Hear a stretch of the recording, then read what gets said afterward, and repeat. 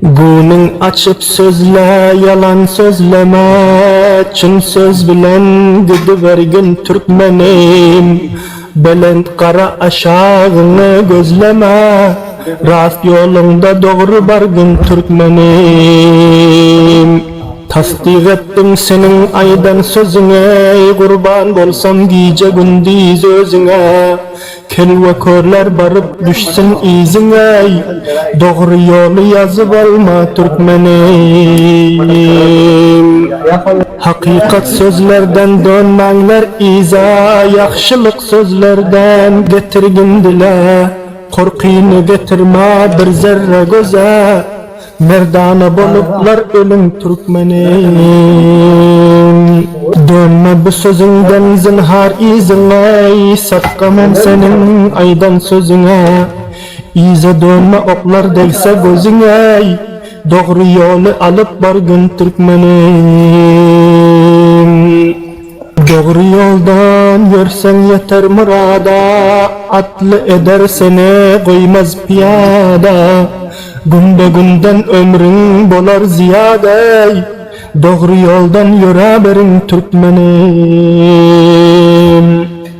Ağız dil bir bolsa bela geles yok, senin sırrın hiçbir insan biles yok. Düşmanlar üstüne hergiz güles yok, doğru yolu yazıp alma Türkmenim. İnşaldan hocağdan alınlar dua, Hudane getirin başına pena. Geceler edinler rast yol senay, doğrulukta zeval yoktur Türkmenim.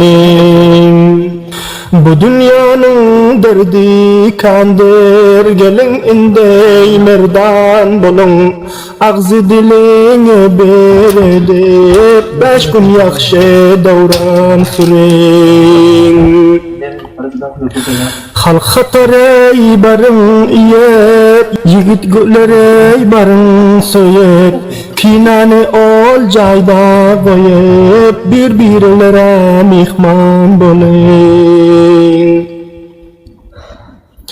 Bidav atlar bardır sende, arzulu arman köp mende. Kahar elden yandım gündey, birbirine arman bolayın. Kucak açıp durun her yan, gözlerimizden aktı giryan.